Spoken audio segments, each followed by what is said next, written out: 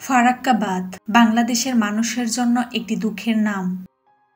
এই বাঁধের কারণে প্রতি বছর শুষ্ক মৌসুমে বাংলাদেশে পানির অভাব দেখা দেয়, যা কৃষি, মৎস্য ও অন্যান্য জীবিকার ওপর ব্যাপক নেতিবাচক প্রভাব ফেলে। অন্যদিকে বর্ষাকালে ভারত বেশি পানি ছেড়ে দেওয়ার ফলে বাংলাদেশে বন্যার পরিস্থিতি সৃষ্টি হয়। এই চক্রের কারণে হাজার হাজার কোটি টাকার ক্ষতি হয় প্রতি বছর। এমন পরিস্থিতিতে বাংলাদেশে অনেকেই ভাবছেন ভারতকে টেক্কা দিতে নিজস্ব দ্বিতীয় ফারাক্কা বাঁধ নির্মাণের কথা, কিন্তু বাস্তবিকভাবে এটা কি সম্ভব? আজকের এই ভিডিওটিতে আমরা জানতে চলেছি বাংলাদেশ যদি দ্বিতীয় ফারাক্কা বাঁধ তৈরি করে কত কোটি টাকা লাগবে, আর দ্বিতীয় ফারাক্কা বাঁধ তৈরি করলে বাংলাদেশ কি কি সুবিধা পাবে। তাছাড়া এটি নির্মাণ করতে বাংলাদেশকে কি কি চ্যালেঞ্জ মোকাবেলা করতে হবে।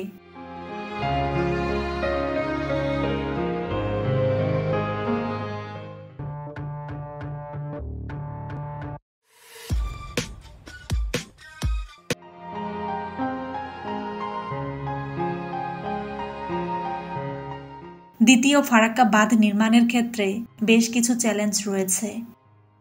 প্রথমত, এ ধরনের একটি বাঁধ নির্মাণে বিশাল অঙ্কের টাকা প্রয়োজন। অনুমান করা হয় এ ধরনের প্রকল্পে কয়েক হাজার কোটি টাকার প্রয়োজন হতে পারে, যা বাংলাদেশের বর্তমান অর্থনৈতিক অবস্থার পক্ষে বহন করা কঠিন।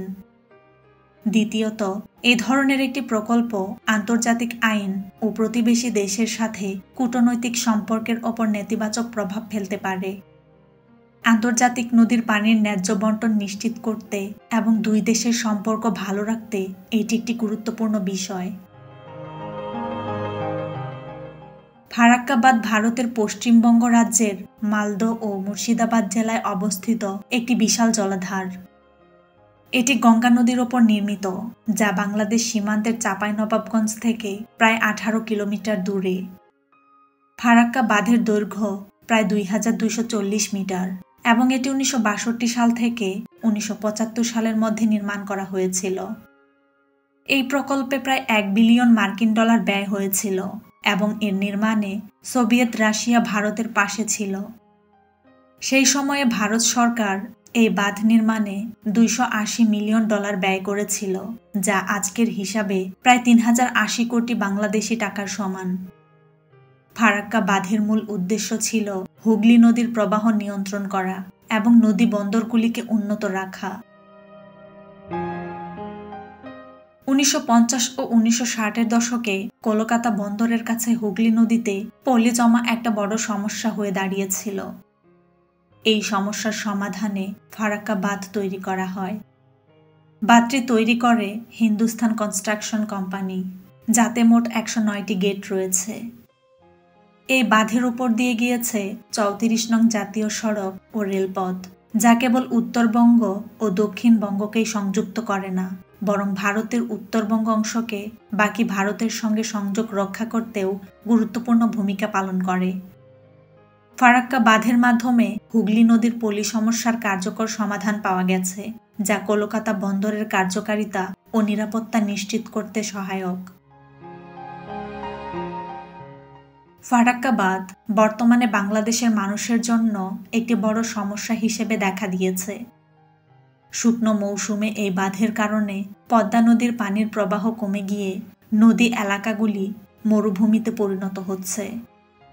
অপরদিকে বর্ষা মৌসুমে অতিরিক্ত পানির চাপের কারণে বন্যার সৃষ্টি হয়, যা ব্যাপক ক্ষয়ক্ষতির কারণ। 1975 সালে ফারাক্কা বাঁধ নির্মাণের পর থেকে বাংলাদেশে ক্ষয়ক্ষতির পরিমাণ হাজার হাজার ছাড়িয়ে গেছে।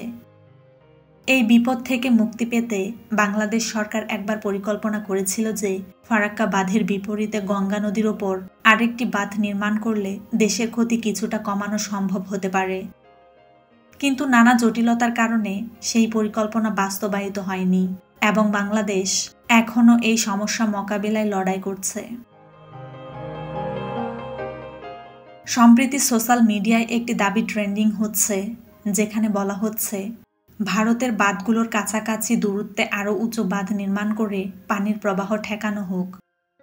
অনেকে মনে করেন এমন উদ্যোগ নিতে অতিরিক্ত খরচ হলেও জনগণ এতে সাহায্য করতে প্রস্তুত। তারা বলছেন, বাঁধ নির্মাণে যত টাকা লাগে জনগণ টাকা দেবে, প্রয়োজন হলে বিনা পয়সায়ও কাজ করবে। তবে এই ট্র্যাজেডি আর দেখতে চাই না।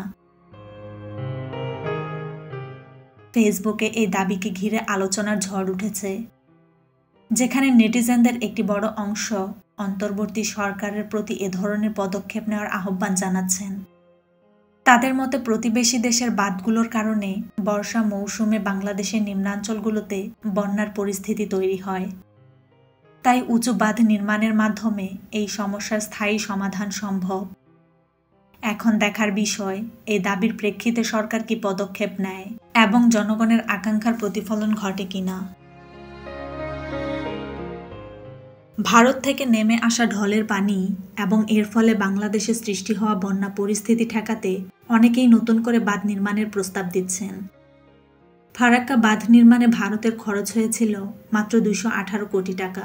তাই কিছু লোক মনে করছেন যে বাংলাদেশের দ্বিতীয় ফারাক্কা বাঁধ নির্মাণেও হয়তো একই পরিমাণ টাকা লাগবে, কিন্তু বাস্তবে এই হিসাব অতটা সহজ নয়।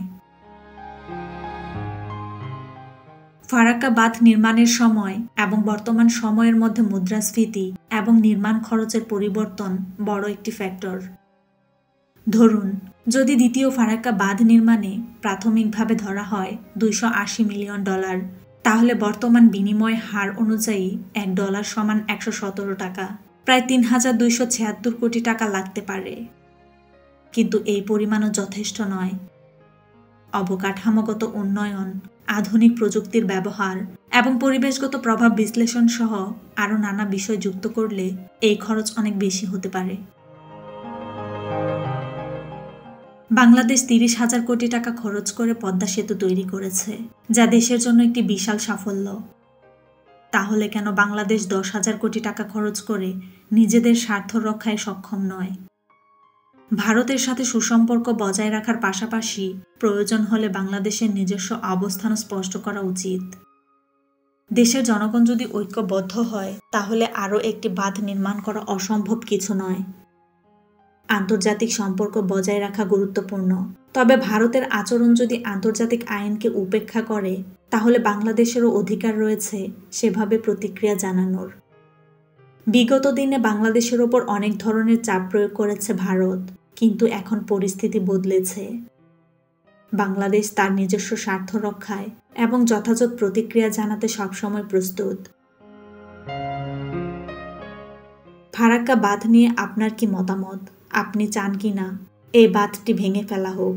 আপনার মূল্যবান মতামত শেয়ার করুন এবং ভিডিওটি আপনার বন্ধুদের সাথে শেয়ার করে তাদেরও এই বিষয়ে জানার সুযোগ করে দিন।